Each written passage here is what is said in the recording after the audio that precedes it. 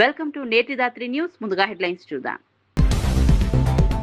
వైసీపీపై తీవ్ర విమర్శలు చేసిన సీఎం చంద్రబాబు శాంతి భద్రతలకు భంగం కలిగిస్తే ఉపేక్షించబోమన్న సీఎం. నేరాలను ప్రోత్సహిస్తున్నారంటూ వైసీపీపై ఆరోపణలు. చట్టం ముందు అందరూ సమానమేనని స్పష్టం చేసిన చంద్రబాబు.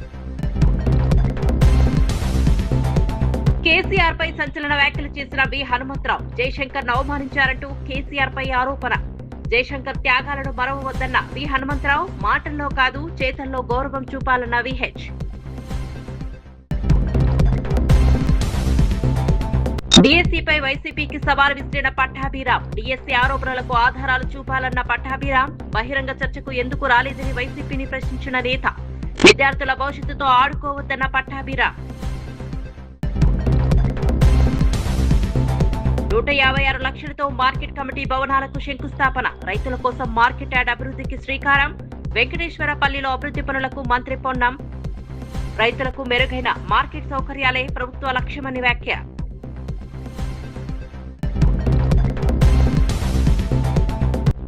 చంద్రబాబు వ్యాఖ్యలపై కన్నబాబు తీవ్ర విమర్శలు. ప్రజలను అవమానించడం తగదన్న మాజీ మంత్రి. ముఖ్యమంత్రి హోదాకు తగినట్లు మాట్లాడాలన్న కన్నబాబు.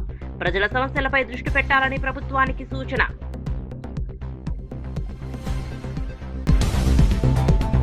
చీరాలలో నిర్వహించిన సభలో ముఖ్యమంత్రి చంద్రబాబు నాయుడు వైఎస్ఆర్సీపీపై తీవ్ర విమర్శలు చేశారు.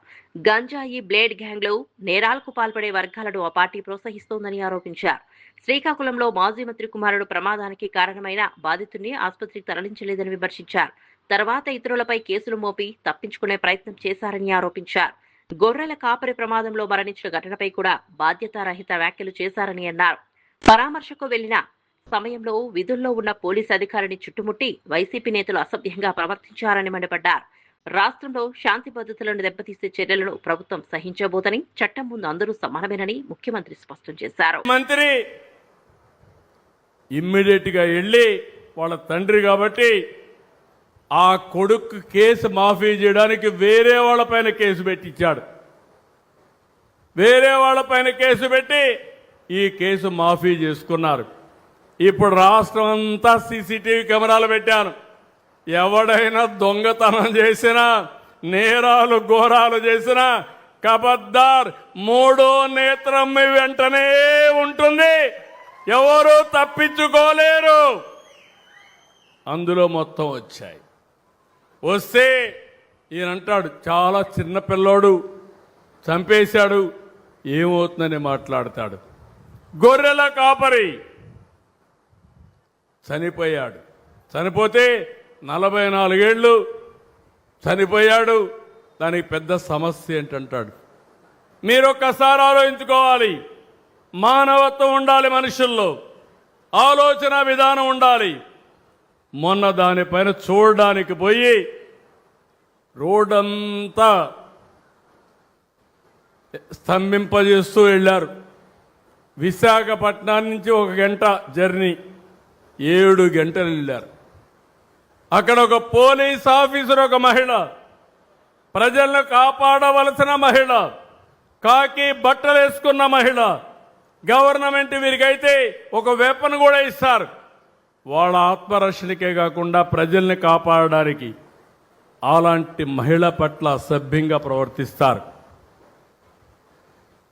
మనుషులు మామూలుగానే మహిళని ఎవరన్నా టచ్ చేస్తే మనం అందరం కూడా చాలా కోప్పడతాం. అవునా కాదా అని అడుగుతున్నా. వెకిలి చేష్టలు చేస్తారు, ఇష్టానుసారంగా చేస్తారు.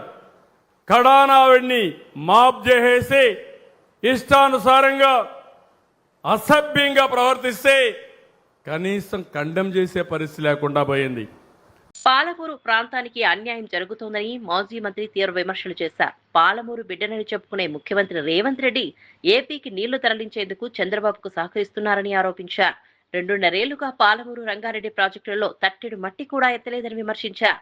802 మీటర్ల వద్ద నుంచే కల్వకుర్తి ఎత్తిపోతల ద్వారా నీళ్లు ఎత్తిపోవచ్చని, 854 మీటర్ల వద్ద నీరు ఉన్నప్పటికీ ఎందుకు పంపింగ్ చేయడం లేదని ప్రశ్నించారు. కృష్ణానదికి ఎగువ నుంచి భారీ వరద వస్తున్నా నీళ్లు లేవంటూ రైతులను ప్రభుత్వం తప్పుదోవ పట్టిస్తోందని ఆరోపించారు. సాగునీటి సమస్యను వెంటనే పరిష్కరించి రైతులకు న్యాయం చేయాలని ప్రభుత్వాన్ని డిమాండ్ చేశారు. రకాలకు వస్తాయి నీళ్లు. అంటే ఏడ్చిన మొగుడు వస్తే నా మొగుడు కూడా వస్తాడు అనేటువంటి పాత సామెత నా మీద బదనాం లేకుండా నాగార్జున సాగర్ నిండితే చాలు నల్లగొండకైతే నీళ్ళు వస్తాయి. ఈ పాలమూరు ఏమన్నా కానీ బదనాం అయితే ముఖ్యమంత్రి అవుతాడని ఇట్లా అనుకుంటుండా, ఇది ఒక డౌట్ కూడా వస్తుంది. లేదు పాలమూరుకు నీళ్ళు లేకుండా నేను ఎండబెడితేనే శభాష్ అని చంద్రబాబు నాయుడు అంటాడని రేవంత్ రెడ్డి అనుకుంటుండా తెలుస్తలేదు. ఏం పాలమూరు బిడ్డ బాబు, ఒక ఆయన పాలమూరు బిడ్డ, ఒక ఆయన పాలమూరు అల్లుడు, ఇద్దరు శని పట్టిండు మీరు మాకు.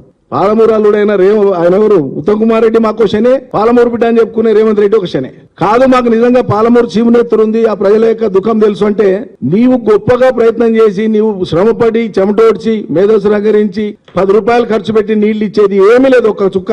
ఉన్న వ్యవస్థ ద్వారా ప్రకృతి ఇచ్చిన నీళ్లను వదులు. ఇప్పుడు పాలమూరు రంగారెడ్డిని చేపట్టడానికి నీకు చేత కాలే, 3వ సంవత్సరం నడుస్తా ఉంది, ఇప్పటికీ 30 మట్టి తీయలే పాలమూరు రంగారెడ్డిని పూర్తి చేయడానికి. ఆ పని మొదలు పెట్టడానికి నీకు మనసు వస్తలేదు. ఓకే, ప్రకృతి ఇచ్చినటువంటి ఏటి నీళ్లనైనా ఇవ్వనికే నీకేమి ఇబ్బంది, మనసు లేదా? ఒక్కసారైనా ఏమో అనిపించదా? లక్షల మంది రైతులు కళ్ళలో ఒత్తులేసుకొని ఎదురు చూస్తారు, వాళ్ళ కళ్ళ ముందల నీళ్లు పోతున్నాయి కృష్ణాలా. ఎవయ మొగడా అంటానంటే అధికారులతో మీటింగ్లు పెట్టించి నీళ్లు లేవని ఓ భ్రమలు కల్పించి ఎల్లినో అని కరువు అని రాబోయే రోజులలో ఏదో భూతం ఉందన్నట్లు నీళ్ల చుక్కలే లేవన్నట్లు ఈ రకమైనటువంటి మాయ చేసేటువంటి దుర్మార్గ ప్రచారం చేస్తున్నారు. మేము డిమాండ్ చేస్తున్నాం ముఖ్యమంత్రి గారిని, సభ్యత లేకుండా మాట్లాడడం మాకు ఏనాడు లేదు, సభ్యతతో గౌరవంతో మాట్లాడుతున్నాం. లేక అవకాశం వచ్చింది పాలమూరు కని నువ్వే చెప్పినావు. నీకు వచ్చిన అవకాశము పాలమూరును ఆదుకోవడానికా, అవసరమైనప్పుడు పాలమూరు పక్కన నిలబడడానికా, నువ్వు కూడా ఒక బల్లెం తీసి పొడవడానికా నీకు అధికారం ఇచ్చింది ప్రజలు? గతంలో చీరాలలో నిర్వహించిన జాతీయ చేనేత దినోత్సవ కార్యక్రమంలో బీసీ సంక్షేమ శాఖ మంత్రి సవిత పాల్గొన్నారు. రాష్ట్రంలోని 73,000 మంది చేనేత కుటుంబాలకు 180 కోట్లతో నేతన్న సేవ పథకాన్ని అమలు చేస్తున్నట్లు తెలిపారు. హ్యాండ్లూమ్ యూనిట్లకు 200 యూనిట్లు, పవర్లూమ్లకు 500 యూనిట్ల వరకు ఉచిత విద్యుత్ అందిస్తున్నామని వెల్లడించారు. చేనేత రంగాన్ని బలోపేతం చేయడం ప్రభుత్వ ప్రధాన లక్ష్యమని చెప్పారు. ప్రముఖ చేనేత నాయకుడు ప్రగడ కోటయ్య జయంతిని రాష్ట్ర పండుగగా నిర్వహిస్తున్నామని తెలిపారు. మంగళగిరిలో 10 కోట్లతో ప్రగడ కోటయ్య స్మృతివనం నిర్మిస్తున్నట్లు వెల్లడించారు. సంప్రదాయ చేనేతలను పరిరక్షిస్తూ నేత కార్మికుల జీవనోపాధి మెరుగుపడేలా ప్రభుత్వం చర్యలు తీసుకుంటోందని మంత్రి సవిత స్పష్టం. కుటుంబ సభ్యులందరికీ మరొక్కసారి చేనేతల దినోత్సవ శుభాకాంక్షలు తెలియజేస్తూ మరి నిజంగా ఈ రోజు రంగరంగ వైభవంగా ఈ రోజు మరి ఏదైతే అన్న నందమూరి తారక రామారావు గారు చేనేతలను ఎలా అక్కున చేర్చుకున్నారో మరి ఆయన స్ఫూర్తితో ఆయన ఆశయాలు కొనసాగిస్తున్న వ్యక్తే మన చంద్రన్న అనే విషయం కూడా మరొక్కసారి మీకు అందరికీ తెలియజేస్తున్నాం. మరి రాష్ట్రం విడిపోయి 14-19లో మరి చేనేతలకు స్వర్ణయుగంగా జరిగిందన్న విషయం మరొక్కసారి మీకు అందరికీ తెలియజేస్తున్నాం. మరి ఒక్క ఛాన్స్ అని చెప్పి చేనేతలు 1924లో ఏ విధంగా ఆత్మహత్యలు చేసుకున్నారో, ఎన్ని పథకాలను రద్దు చేశారో మన అందరికీ తెలుసు. మరి మన ముఖ్యమంత్రి చంద్రబాబు నాయుడు గారు ఎన్నికల సమయంలో ఏదైతే మాట చెప్పారో ఆ మాట నిలబెట్టుకున్న ముఖ్యమంత్రి ఆ కూటమి ప్రభుత్వం అన్న విషయం మరొక్కసారి మీకు అందరికీ తెలియజేస్తున్నాం. ఆ రోజు 14-19లో చేనేతలు పడుతున్న కష్టాలు ఒక పక్క సంక్షేమ పథకాలు అందజేస్తూ ఆ రోజే 50 సంవత్సరాలకే పెన్షన్ అందజేసిన ఘనత మన ముఖ్యమంత్రి చంద్రబాబు నాయుడు గారు అన్న విషయం మీకు తెలియజేస్తున్నాం. మరి మళ్ళీ మనం కూటమి ప్రభుత్వంలో అధికారంలోకి వచ్చాం, మళ్ళీ చేనేతలకు స్వర్ణయుగంలో జరుగుతోందన్న విషయం మీకు అందరికీ తెలియజేస్తున్నాం. ఒక పక్క 50 సంవత్సరాలకే పెన్షన్, ఏదైతే ఎన్నికల సమయంలో మనం మాట ఇచ్చారో మన ముఖ్యమంత్రి గారు ఉచిత విద్యుత్తు అన్నాం. మరి హ్యాండ్లూమ్కి 200 యూనిట్లు, పవర్ లూమ్కి 500 యూనిట్లు అందజేసిన ఘనత కూటమి ప్రభుత్వం అన్న విషయం మీకు తెలియజేస్తున్నాం. మరి మేము ఎన్నికల మేనిఫెస్టోలో మన ముఖ్యమంత్రి గారు చెప్పలేదు నేతన్న సేవ ఇస్తానని. మొన్నటి రోజు సార్ రాష్ట్ర ఆర్థిక పరిస్థితులు బాగలేవు, అయినా నేతన్నలకు నేతన్న సేవ ఇవ్వాల్సిందే. ఎంతమంది అర్హులుంటే అంతమందికి నేతన్న సేవ మీరు ఇవ్వండి. నేతన్నలు పడుతున్న కష్టాలు నాకు తెలుసు. నేతన్నలు మన పార్టీకి పేటెంట్ హక్కు, ఆనాటి నుంచి ఈటాని వరకు మనం నేతన్న సేవ ఎంతమంది అయితే నేత నేస్తున్నారో వారందరికీ నేతన్న సేవ అందజేయండి అని చెప్పిన ఘనత కూడా మన ముఖ్యమంత్రి చంద్రబాబు నాయుడు గారు అన్న విషయం తెలియజేస్తున్నాం. ఈ రోజు 73,000 మందికి సుమారుగా 180 కోట్ల రూపాయలతో నేతన్న సేవా పథకాన్ని అమలు పరుస్తున్నామన్న విషయాన్ని మీకు తెలియజేస్తున్నాం. ఒక పక్క ప్రధానమంత్రి నరేంద్ర మోడీ గారి ఆశీర్వాదంతో, మరి ముఖ్యమంత్రి గారి విజన్తో, మన పవన్ కళ్యాణ్ గారి సహకారంతో, మన యువగల అధినేత నారా లోకేష్ బాబు గారితో మరి ఎన్నికల సమయంలో మన యువగల అధినేత నారా లోకేష్ బాబు గారు మాట ఇచ్చారు ప్రగట కోటయ్య గారు అంటే చేనేత, చేనేత అంటే ప్రగట కోటయ్య గారి జయంతి 111వ జయంతి మనం రాష్ట్ర మాజీ మంత్రి కురసాల కన్నబాబు ముఖ్యమంత్రి చంద్రబాబు చేసిన వ్యాఖ్యలపై తీవ్ర అభ్యంతరం వ్యక్తం చేశారు. జగన్ ను కలిసేందుకు వచ్చిన రైతులు, మహిళలు, యువతను గంజాయి, బ్లేడ్ బ్యాచ్లుగా అభివర్ణించడం అవమానకరమని అన్నారు. ప్రజల సమస్యలు వినాల్సిన ముఖ్యమంత్రి ఇలాంటి వ్యాఖ్యలు చేయడం బాధాకరమన్నారు. అధికారంలో ఉన్నవారు బాధ్యతాయుతంగా మాట్లాడాలని సూచించారు. ప్రజాస్వామ్యంలో ప్రతి ఒక్కరికి తమ అభిప్రాయాన్ని వ్యక్తం చేసే హక్కు ఉందని గుర్తు చేశారు. ప్రజలను కించపరిచే వ్యాఖ్యలు మానుకొని వారి సమస్యల పరిష్కారంపై దృష్టి పెట్టాలని కోరారు. రాజకీయ విమర్శలు వేరని, ప్రజలను అవమానించడం వేరని పేర్కొన్నారు. ముఖ్యమంత్రి హోదాకు తగిన విధంగా వ్యవహరించాలని కన్నబాబు హితవు పలికారు. ఒక తరాన్ని అవమానిస్తున్నారు మీరు. అంటే రోడ్డు మీదకి వచ్చి గొంతెత్తిన ప్రతివాడు బ్లేడ్ బ్యాచిని, ప్రతివాడుని గంజా బ్యాచినా? ఒక రైతు, ఒక యూత్, ఒక మహిళ మాట్లాడిన ప్రతి ఒక్కరూ డిఎస్సిలో పోస్టులు అమ్మేసుకున్నారని పెద్ద ఎత్తున మీకు విమర్శలు వస్తూ ఉంటే, మీరు పునీతుల్లాగా నిగ్గు తేల్చుకోవడానికి సిబిఐ విచారణ వేయడం మానేసి ఉత్తుత్తి సవాళ్ళు, ఉత్తర కుమారులు సవాళ్ళు చేస్తే ఎలా? అందుకే ఇవాళ రోడ్డు ఎక్కి పెద్ద ఉద్యమమే జరుగుతుంది. జగన్మోహన్ రెడ్డి గారు ఆ రోజే చాలా క్లియర్. టీడీపీ నేత కొమ్మారెడ్డి పట్టాభిరాం వైఎస్ఆర్సీపీపై తీవ్ర విమర్శలు చేశారు. విజయవాడ సెంటర్ లో జరిగిన ఘటన వైసీపీకి ట్రైలర్ మాత్రమేనని వ్యాఖ్యానించారు. డిఎస్సీ నియామకాల్లో అక్రమాలు జరిగాయని హైకోర్టును ఆశ్రయించిన వైసీపీ కోర్టు కోరిన ఆధారాలను ఎందుకు సమర్పించలేకపోయిందని ప్రశ్నించారు. మంత్రి నారా లోకేష్ విసిరిన బహిరంగ చర్చ సవాల్ను వైసీపీ అధినేత స్వీకరించకుండా తప్పించుకున్నారని ఎద్దేవా చేశారు. నిజాలు ప్రజల ముందుంచే ధైర్యం లేకపోవడంతోనే చర్చకు దూరంగా ఉన్నారని ఆరోపించారు. ఆధారాలు లేకుండా ప్రభుత్వంపై ఆరోపణలు చేయడం ప్రజలను తప్పుదోవ పట్టించడమేనన్నారు.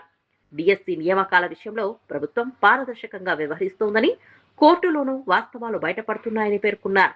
రాజకీయ ప్రయోజనాల కోసం విద్యార్థుల భవిష్యత్తుతో ఆడుకోవద్దని పట్టాభిరాం సూచించారు. హైకోర్టు చీవాట్లు పెట్టిందా? మీకు ఏం చెప్పింది? ఆధారాలు ఉన్నాయా అని అడిగింది హైకోర్టు. హైకోర్టులో తెల్లమకాలేసి ఒక్క ఆధారం కూడా చూపించలేకుండా ఇవాళ రోడ్ల పైన వేరంగా వేస్తామంటే చూస్తూ కూర్చుంటామా?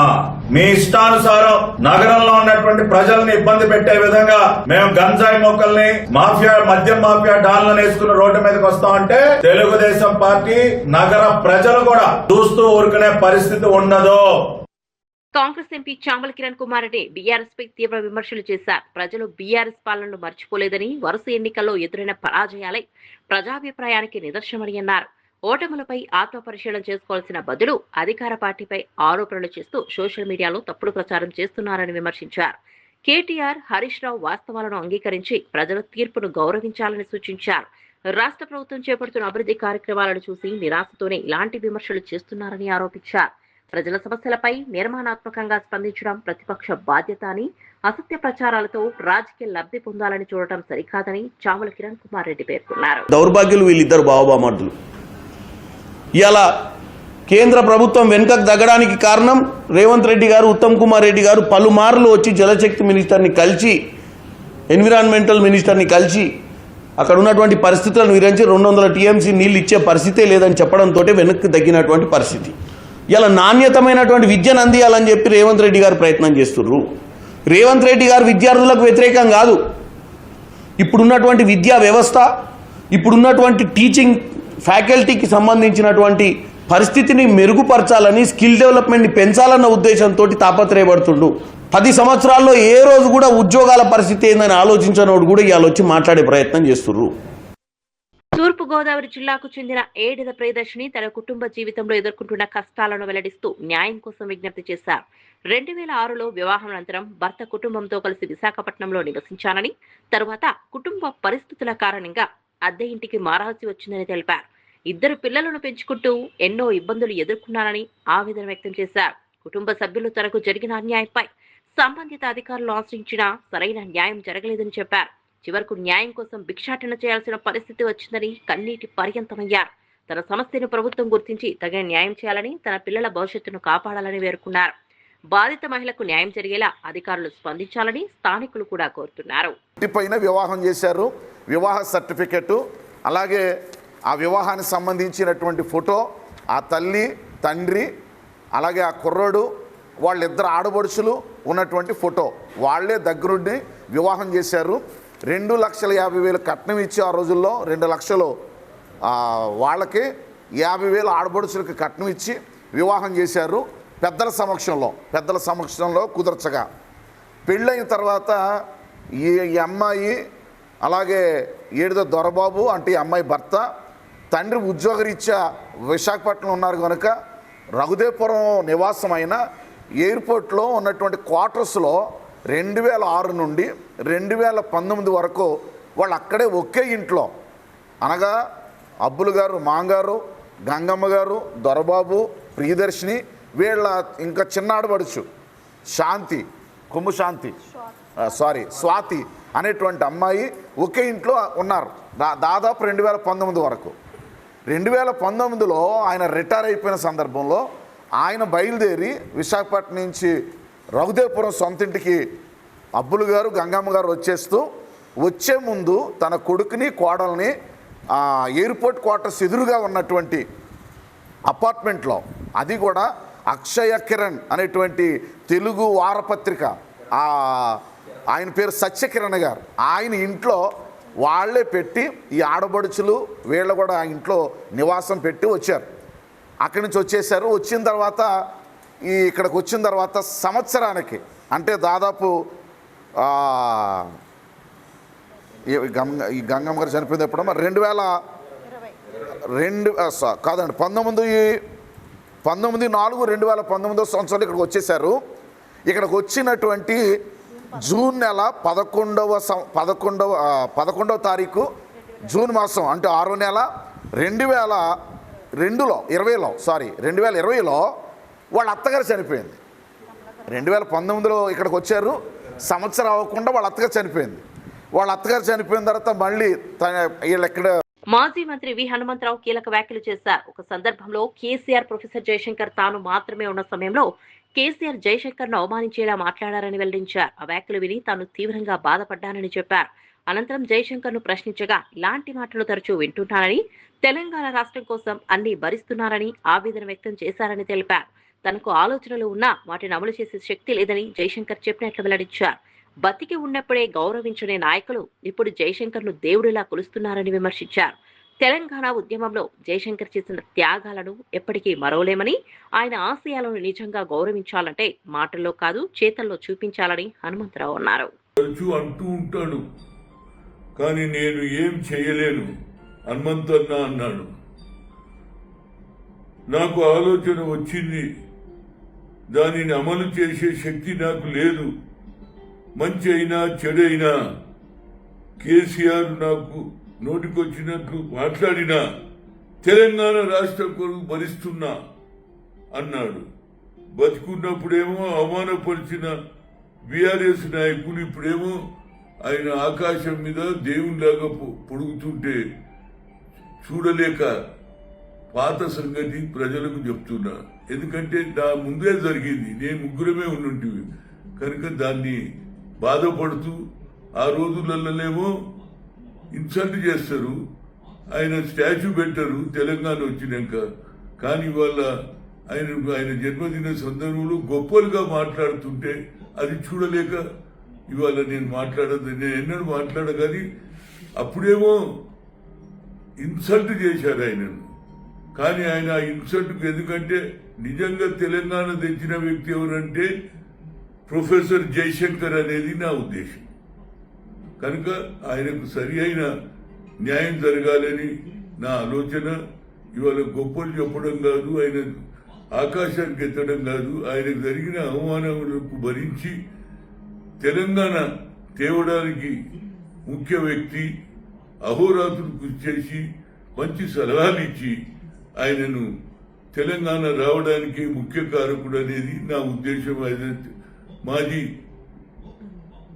ఎంపీగా మాజీ ఓబీసీ ఉద్యోగకారుడుగా నా మాట వాస్తవాలు చెప్తున్నా. నేను వేరే ఉద్దేశంతో ఎవరి మీద కాదు, కానీ అప్పుడు మాట్లాడిన తీరుకు ఇప్పుడు మాట్లాడిన చాలా వ్యత్యాసం ఉన్నదనే బాధతో నేను మీడియాతో చెప్తున్నా. చిలకలూరిపేటలో మాజీ మంత్రి విడుదల రజని ఆధ్వర్యంలో వైఎస్ఆర్సీపీ శ్రేణులు రిలే నిరాహార దీక్ష నిర్వహించాయి. డీఎస్సీ నియామకాల్లో భారీ అక్రమాలు జరిగాయని ఆరోపించిన ఆమె ఈ వ్యవహారంపై సీబీఐతో విచారణ జరపాలని డిమాండ్ చేశారు. మెరిట్ ఉన్న అభ్యర్థులకు అన్యాయం చేస్తూ కోట్ల రూపాయల అవినీతి జరిగిందని విమర్శించారు. స్పోర్ట్స్ కోటాలో కూడా పారదర్శకత లేదని ఆరోపించారు.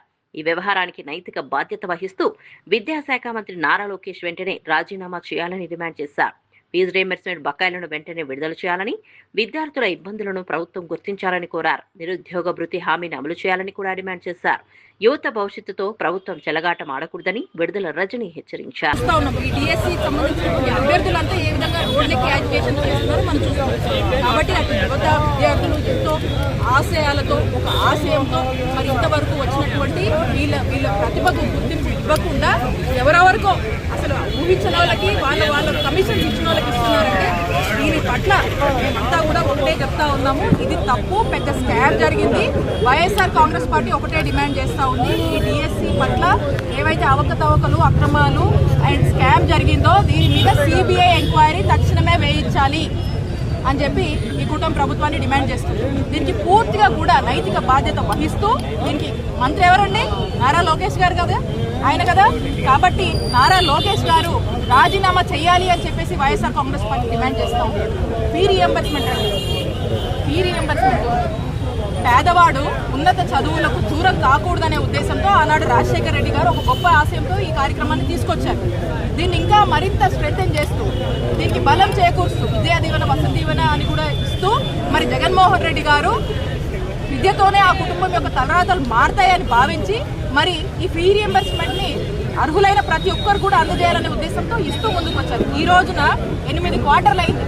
ఈ 2 ఏళ్ల కాలంలో ఈ ప్రభుత్వం వచ్చి ఫీ రీయింబర్స్మెంట్ రూపాయి అంటే రూపాయి కూడా చెల్లించలేదు. ఇక కాలేజ్ యాజమాన్యాలు ఆ కాలేజ్ స్టూడెంట్స్ని ఏ విధంగా ఇబ్బంది పెడుతుంది? సర్టిఫికేట్లు ఇవ్వాలంటే డబ్బులు కడితే కానీ ఇవ్వమంటుంది. హాల్ టికెట్ ఇవ్వట్లేదు. ఈరోజు కాలేజీలకు పిల్లలు సరిగా వెళ్లే పరిస్థితి, కాలేజీ గేట్ల దగ్గర ఇబ్బంది పడుతూ ఉన్నారు. అందరికీ రిప్రజెంటేషన్స్ ఇస్తూ ఇప్పటికే జగన్మోహన్ రెడ్డి గారిని కూడా కలిసి రిప్రజెంటేషన్స్ ఇవ్వడం జరిగింది. మరి ఈ విధంగా కాలేజ్ స్టూడెంట్స్ అందరూ కూడా ఇబ్బంది పడుతూ ఈ రోజున ఫీ రీయింబర్స్మెంట్ లేక నానా ఇబ్బందులు పడుతూ ఈరోజు ఏడుస్తున్నటువంటి పరిస్థితి. కాబట్టి తక్షణమే వైఎస్ఆర్ కాంగ్రెస్ పార్టీ డిమాండ్ చేస్తుంది, మీరు చెప్పినటువంటి మీరు ఈ ఫీ రీయింబర్స్మెంట్ ఇమీడియట్ గా ఏదైతే బకాయిలు ఉన్నాయో ఇమీడియట్ గా ప్రజలకు, విద్యార్థులకు చెల్లించాలి అని చెప్పి వైఎస్ఆర్ కాంగ్రెస్ పార్టీ డిమాండ్ చేస్తుంది. నిరుద్యోగ భృతి 3000 ఇస్తామన్నారు. అంటే ఉద్యోగం ఎవరికి లేకపోయినా కూడా నిరుద్యోగ భృతి 3000 ఎవరికైనా సరే ఇస్తాము. మాచర్లలో వైఎస్ఆర్సీపీ యువ నాయకుడు చెన్నారెడ్డి హత్యపై మాజీ మంత్రి పిన్నెల్లి తీవ్ర ఆవేదన వ్యక్తం చేశారు. రాజకీయంగా ఎదుగుతున్నాడనే కారణంతోనే ఈ హత్య జరిగిందని ఆరోపించారు. పార్టీ కార్యక్రమాల్లో చురుగ్గా పాల్గొంటూ ప్రజల మధ్య పనిచేసే నాయకుడిని గుర్తు చేశారు. డిఎస్సి అక్రమాలై రిలే నిరాహార దీక్షకు అనుమతి కోరుతూ పోలీసులను కలిసిన కొద్ది గంటల్లోనే ఈ దారుణ ఘటన చూసుకోవడం బాధాకరమన్నారు. హత్య వెనుకున్న కుట్రను పూర్తిగా వెలికి తీయాలని పోలీసులను కోరారు. నిందితులను కఠినంగా శిక్షించి బాధిత కుటుంబానికి న్యాయం చేయాలని డిమాండ్ చేశారు. రాజకీయ హింసకు రాష్ట్రంలో స్థానం ఉండకూడదని, శాంతి భద్రతలు కాపాడేందుకు ప్రభుత్వం చర్యలు తీసుకోవాలని పిన్నెల్లి సూచించారు. కారుతో కొట్టి కారం జల్లి నిర్దాక్షిణంగా చంపిన పరిస్థితి ఖచ్చితంగా ఇప్పటికే దానికి సంబంధించిన అనుమానితులందరూ కూడా చాలామంది తెలిసిన పరిస్థితిలో రాత్రి డిఎస్పీ గారితో కూడా నేను మాట్లాడడం జరిగింది. దీన్ని ఎప్పటి నుంచి కొంచెం వెక్కి వేస్తూ ఉన్నారు, దీని వెనక ఎవరున్నారు, ఖచ్చితంగా అది తేల్చాల్సిన అవసరం ఉంది. దాన్ని తేల్చాలి. చాలా బాధాకర విషయం, ఎందుకంటే చాలా యాక్టివ్గా పనిచేస్తాడు. నియోజకవర్గంలో అన్ని గ్రామాల్లో కూడా పార్టీ కార్యక్రమాలు ఉంటే చెన్నారెడ్డి బాగా యాక్టివ్ పనిచేస్తాడు. చాలా బాధేసే విషయం. అకారణంగా అన్యాయంగా ఇద్దరు చిన్నపిల్లలు ఇప్పుడు కాపు కాసి చంపే అంత అక్కడున్న ఇన్సిడెంట్లు కూడా ఏం లేవు. కానీ కావాలనే వాడు రాజకీయంగా ఎదుగుతున్నాడనే అక్కుశతోటి ఈరోజు కావాలనే చేసిన పరిస్థితి. దీని వెనక ఎవరున్నా కూడా కన్సల్ట్ డిఎస్పీ, ఎస్పీ గారితో కూడా నేను మాట్లాడుతున్నా. ఇది తేల్చాలి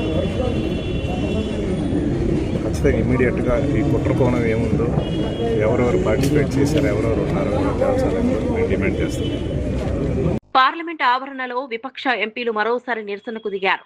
వర్షం కురుస్తున్నప్పటికీ తమ ఆందోళనలు కొనసాగించారు. విద్యార్థులపై జరిగిన దాడుల అంశంపై కేంద్ర హోంమంత్రి అమిత్ షా సభలో సమాధానం చెప్పాలని డిమాండ్ చేశారు. ఈ విషయంపై ప్రభుత్వం ఎందుకు స్పందించడం లేదని ప్రశ్నించారు.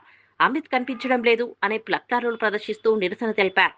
విద్యార్థుల హక్కులను కాపాడాల్సిన బాధ్యత కేంద్ర ప్రభుత్వానిదేనని పేర్కొన్నారు. సభలో చర్చ జరిపి వాస్తవాలను దేశ ప్రజలకు తెలియజేయాలని కోరారు. అధికార పక్షం ఈ అంశాన్ని తప్పించుకోవడానికి ప్రయత్నిస్తోందని విపక్ష సభ్యులు ఆరోపించారు.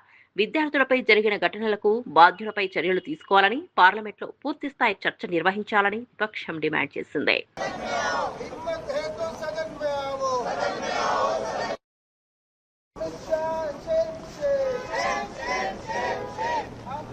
कैमरामैन लगा दो जो खाली हो, मैं नहीं ऐसे कर पाऊंगा। सदन में आओ, सदन में आओ,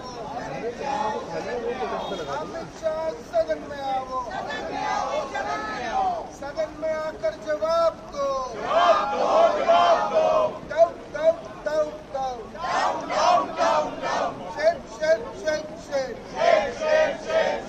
अमित शाह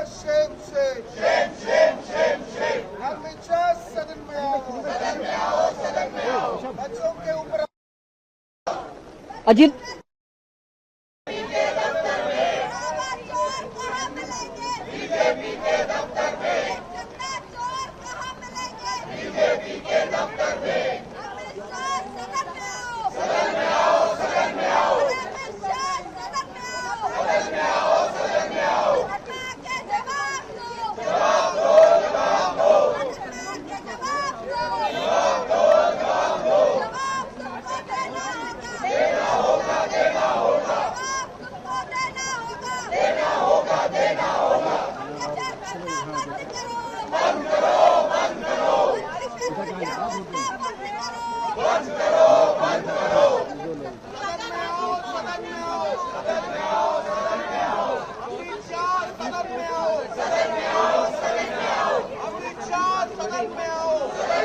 కరీంనగర్ జిల్లా వి సైదాపూర్ మండలంలోని వెంకటేశ్వరపల్లి గ్రామంలో వ్యవసాయ మార్కెట్ కమిటీ అభివృద్ధి పనులకు మంత్రి పొన్నం ప్రభాకర్ శంకుస్థాపన చేశారు. 156.50 లక్షల వ్యయంతో పరిపాలనా భవనం, open cover shed, arch, borewell, lighting తదితర సౌకర్యాలను ఏర్పాటు చేయనున్నట్లు తెలిపారు. రైతులకు మెరుగైన మార్కెట్ వసతులు కల్పించడమే ప్రభుత్వ లక్ష్యమని పేర్కొన్నారు. ఈ పనులు పూర్తయితే వ్యవసాయ ఉత్పత్తుల కొనుగోలు, నిల్వ, విక్రయాలకు మరింత సౌకర్యం కలుగుతుందని చెప్పారు. రైతులకు అవసరమైన మౌలిక సదుపాయాలు కల్పించేందుకు ప్రభుత్వం కట్టుబడి ఉందని వెల్లడించారు. కార్యక్రమంలో జిల్లా collector Chitra Mishra, market committee chairman Donta Sudhakar, వివిధ గ్రామాల సర్పంచులు, ప్రజాప్రతినిధులు, అధికారులు పాల్గొన్నారు. మార్కెట్ యార్డును ఆధునికంగా అభివృద్ధి చేసి రైతులకు మరింత ప్రయోజనం చేకూరేలా చర్యలు తీసుకుంటామని మంత్రి స్పష్టం చేశారు. గోడౌన్ కట్టడానికి నిధులు కేటాయిస్తామనే మాట సందర్భంగా మనవిస్తూ, అదేవిధంగా ఇప్పుడున్నటువంటి వర్షాల దృష్ట్యా ప్రతి గ్రామ ప్రజాప్రతినిధి, పౌరుడు ఇంకుడు గుంతతో పాటుగా ఫామ్ పౌండును, అదేవిధంగా 2.5 ఎకరాల ఉంటే ఒక బావిని తవ్వుకోవడానికి విబిజీ రామ్జీ కింద నిధులు ఇస్తుంది. ఊర చెరువు కూడా చేసుకోవచ్చు. కాబట్టి నీటి వనరులు ఏదైతే వర్షం నీరు ఉందో దాన్ని ఆదా చేసుకోవడానికి, ఎండిపోతే బోరు ఇంజెక్షన్ బోర్ అని పక్కనే నీళ్లు నిల్వ చేసుకుంటే ఆ బోరు కూడా అనేకంగా హైదరాబాద్లో మళ్ళీ మంచి వాటర్ ఇస్తున్నటువంటి సందర్భం కాబట్టి నీటి సంరక్షణ మీద కూడా మరి జలసిరి పేరు మీద జరిగే ప్రోగ్రాంలో అందరూ కూడా భాగస్వాములు కావాలని కోరుతా ఉన్నా. వన సంరక్షణ, జలసిరి రైతాంగానికి అన్ని రకాలుగా ఉపయోగపడేటువంటి కార్యక్రమాలు తీసుకుంటాను. ఇంకా భవిష్యత్తులో కూడా ఈ నియోజకవర్గానికి సంబంధించినటువంటి అన్ని రకాల అంశాల పట్ల సానుకూలంతో ప్రభుత్వంలో మరింత అభివృద్ధి దిశలో తీసుకునే ప్రయత్నం చేస్తాను.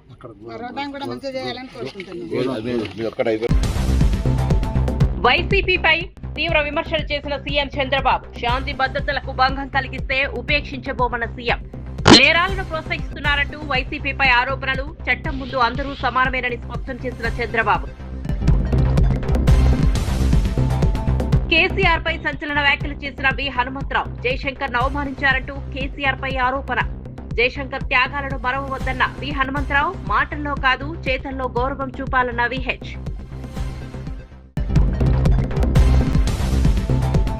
డిఎస్సీపై వైసీపీకి సవాల్ విసిరిన పట్టాభిరామ్, డిఎస్సీ ఆరోపణలకు ఆధారాలు చూపాలన్న పట్టాభిరామ్, బహిరంగ చర్చకు ఎందుకు రాలేదని వైసీపీని ప్రశ్నించిన నేత. విద్యార్థుల భవిష్యత్తుతో ఆడుకోవద్దన్న పట్టాభిరామ్. 156 లక్షలతో మార్కెట్ కమిటీ భవనాలకు శంకుస్థాపన, రైతుల కోసం మార్కెట్ యార్డ్ అభివృద్ధికి శ్రీకారం. వెంకటేశ్వరపల్లిలో అభివృద్ధి పనులకు మంత్రి పొన్నం, రైతులకు మెరుగైన మార్కెట్ సౌకర్యాలే ప్రభుత్వ లక్ష్యమని వ్యాఖ్య.